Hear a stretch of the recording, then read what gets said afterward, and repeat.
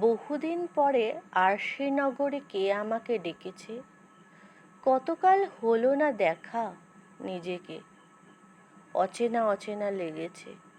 কোন দু চোখের অশ্রু আমার দৃষ্টি ভিজিয়ে যায়। কেন এই দু চোখের দৃষ্টি? নমস্কার। আজকের গল্প চরিত্রবান পুরুষ। আহত, হসপিটালে বিছানায় শুয়ে জীবন মরণের মাঝে দাঁড়িয়ে আজ দর্শনা। অ্যাসিডে মুখ গলে শেষ হয়ে গেছে। চোখ, নাক, মুখ সব শেষ। খাবার ক্ষমতাটুকুও শেষ। কেবল হৃৎপিণ্ডটুকু চলেছে নিশ্চয়, অনিশ্চয় ভঙ্গিতে। সবার আলোচনা বাঁচবে তো, এই বুঝি কোনো খারাপ খবর এলো। আবার কারো বক্তব্য নিশ্চয়ই মেয়েটার দোষ ছিল, কোনো ছেলের সাথে সম্পর্ক করে ছেড়ে দিয়েছে, তাই এসব। কারো কথায় হয়তো না বলার জন্য কোনো ছেলেই এ কাজ করেছে। নানান মানুষের নানান বক্তব্য। আর ডাক্তারদের কথা, যদি বাঁচে কোনোদিনও স্বাভাবিক হবে না। এদিকে পুলিশ খুঁজে চলেছে তাকে। কিভাবে কি ঘটেছিল সেদিন। দেখতে দেখতে দিন পার হচ্ছে, একটার পর একটা অপারেশন চলেছে। কখনো একটু অবস্থা ভালো হচ্ছে, তো আবার কখনো খারাপ। পুলিশ দর্শনার ফোন সার্চ করে, বন্ধু বান্ধবীদের থেকে কথা নেবার চেষ্টাও করেছে।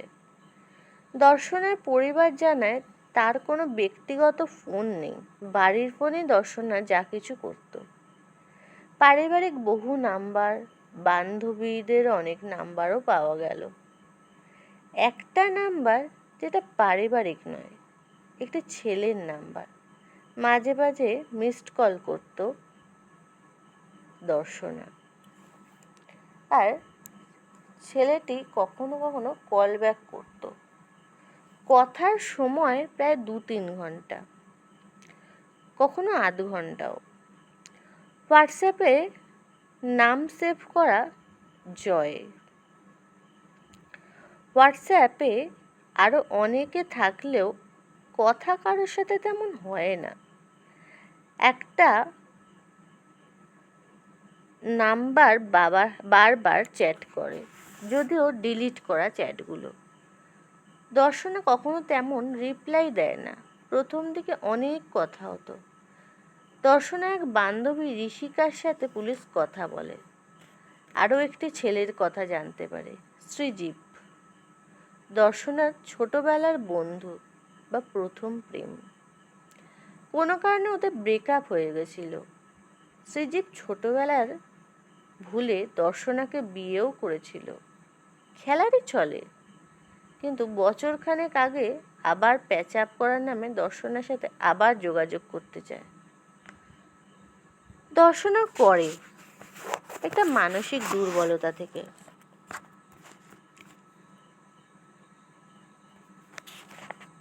কিন্তু বিয়ে করতে চায়নি সৃজীব, অথচ গোপনে বাড়িতে আসতো। এসব নিয়ে দর্শনা সৃজীবের কিছু ঝামেলাও চলছিল। তারপর ওদের একটা চ্যাট দর্শনা ফেসবুকে পোস্ট করেছিল, ওকে বিরক্ত করার। অনেক রাগী স্মাইলি ইমোজি কমেন্টও হয়েছিল। ঋষিকা ফেসবুক থেকে বের করে পোস্টটা, দেখায়, তুই দরজা খুলবি নাকি নাকি আমি ক্যাজরা করব, সবাইকে সব জানিয়ে দেবো, আরও অনেক কিছু বলে, ভয় দেখাতে থাকে। কিন্তু দর্শনা একটাও উত্তর দেয়নি, শুধু সিন করা। অ্যাভয়েড করছে যখন, ব্লক কেন নয়। সাবানকেও জিজ্ঞাসাবাদ করে, সাথে সৃজীবকেও। স্পর্শ। অনেক খুঁজে দর্শনা একটা ডায়েরি পায়। সৃজীব, সাবান, স্পর্শ তিনজনই নিজেকে দর্শনাকে ভালোবাসে। তারা কি করে এমন কাজ করবে বলে দাবি করে। দর্শনার ডায়েরি অন্যদিকে সবার কথা সত্য মিথ্যে প্রকাশ করতে থাকে। ছোটবেলায় বান্ধবীদের জোর আর কৌতূহলে শ্রীজীবকে হ্যাঁ বলা, কিন্তু পরিবার শ্রীজীব বা তার পরিবারকে পছন্দ করেনি। চারদিকের বারণ শুনতে শুনতে একটা সময় দর্শনারও মনে হয় শ্রীজীব ভুল, ছেড়ে দেয়, সম্পর্কটাকে থামিয়ে দেয়। এরপর চলছিল নিজের মতো জীবন। 3 বছরের অতীত, বিয়ের স্মৃতি, বড্ড একা লাগছিল। বন্ধুদের সাথে থেকে ভুলতে চায়। এরপর জীবনে নানান ছেলে আসে, যারা তার বন্ধু বা বন্ধুর চেয়েও কিছু বেশি হয়ে ওঠে। স্পর্শের সাথে বন্ধুত্ব শুরু হয়। সেই বন্ধুত্ব প্রেমে পরিণতি পেতে সময় লাগে না, কিন্তু স্পর্শের রাফ আচরণে সম্পর্কের সমাপ্তি ঘটায়। মাস কয়েকের মধ্যে এরপর সব কিছুর থেকে বেরিয়ে আসে, পড়াশোনায় মন দিতে থাকে। মাধ্যমিক, উচ্চ মাধ্যমিক ভালোভাবে কমপ্লিট হয়। সামনে নতুন জীবনের আনন্দ তখন দর্শনার দুচোখে। আরও এক নতুন মানুষের সাথে আলাপ হয়, যদিও সে সম্পর্ক খুব বেশি সময় কাটেনি। কিন্তু বিষয়টা বাড়িতে জানাজানি হয়। বাবা মায়ের শাসন বাড়ে, জীবনের চাপ তৈরি হয়। এরপর একটা সময় দর্শনা হাঁপিয়ে ওঠে। সব কিছুর থেকে নিজেকে বের করে নিয়ে এসে সম্পূর্ণ একা হয়ে ওঠে। আর সেই সময়টাতেই ফিরে আসে শ্রীজীব। ভেবেছিল আবার নতুন করে সবটা শুরু করবে। কথাও হতো স্বাভাবিক প্রথমটায়, কিন্তু কথা যেন হঠাৎই বন্ধ হয়ে ওঠে। বাড়িতে আসতো নাকি, আশেপাশের লোকজনের থেকে খবর পায় পুলিশ। চুপি চুপি মাঝরাতে পিছনের দরজা দিয়ে শুরু হয় তাদের প্রেম, কিন্তু এই প্রেম ছিল একতরফা। দর্শনারই মনে মনে সবটা শুধরে নিতে চায়, কিন্তু শ্রীজীব তা চায়নি। সে শুধু খেলছিল।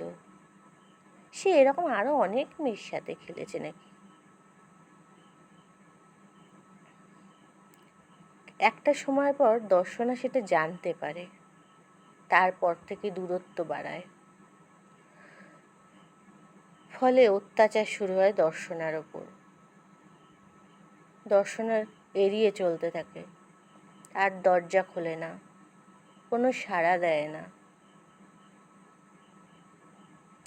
তবু বিরক্ত করতে থাকে রোজ। ডায়েরির এই কথাগুলো পড়তে পড়তে পুলিশের এটুকু আন্দাজ হয়, এই ঘটনা যদি কেউ করে থাকে তবে তা নিশ্চয় শ্রীজীবী হয়ে থাকবে।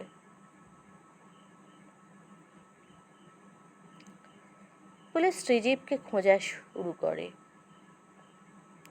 এক খুবই সাধারণ অ্যাসিড অ্যাটাকের কেস খুঁজে পায় পুলিশ। কারণ সে পাড়ারই ছেলে। সে খুব স্বাভাবিক জীবন কাটাচ্ছিল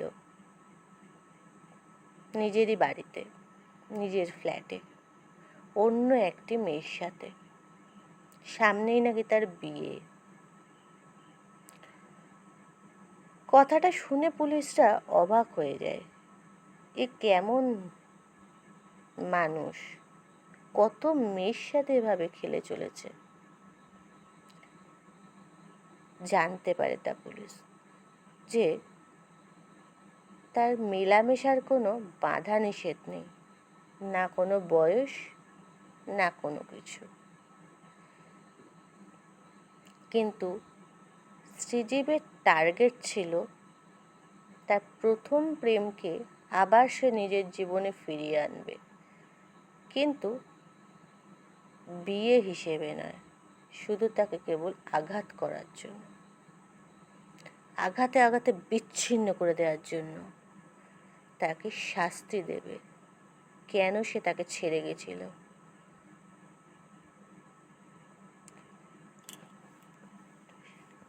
তাকে কাউন্সেলিং করা হয় শ্রীজীবকে,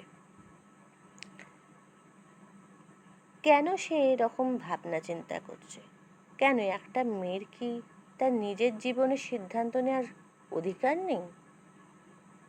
নিশ্চয়ই আছে, কিন্তু সেই অধিকার সে মানতে নারাজ। সেই নিজের রাগ মেটাতে যখন অসফল হয়,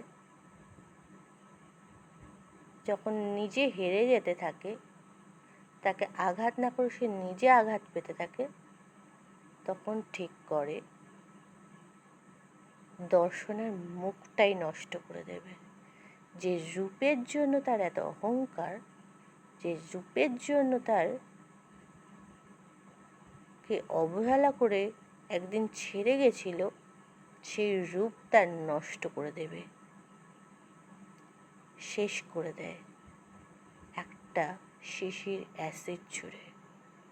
মাঝরাতে তখন দর্শনা ঘুমাচ্ছিল, ভুলবশতই হয়তো সেদিন জানলাটা খুলে রেখেছিল, ভেবেছিল শ্রীজীব হয়তো পিছন ছেড়েছে,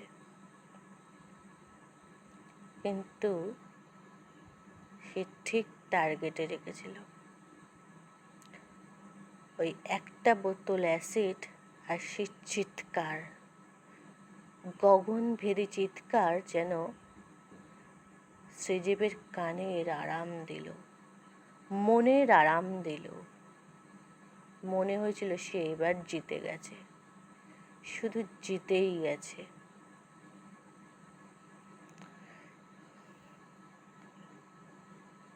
সমাজ তবে তাকে কিন্তু দোষী বলছে না, শ্রীজীবকে না, সাবান না স্পর্শ, কাউকেই নয়, দোষী দর্শনা। কারণ সে কেন প্রেমে পড়ছে বারবার? তার নিজের কি আত্মসম্মান নেই? তার নিজের কি কোনো লজ্জা নেই?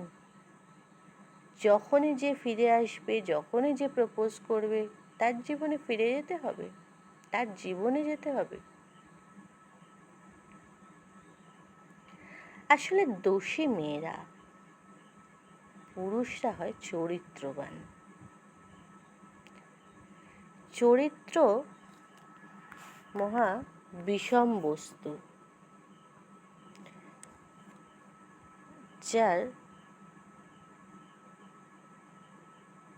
চরিত্র ভালো কি খারাপ সেটা বিচার করার ক্ষমতা একমাত্র সমাজেরই আছে।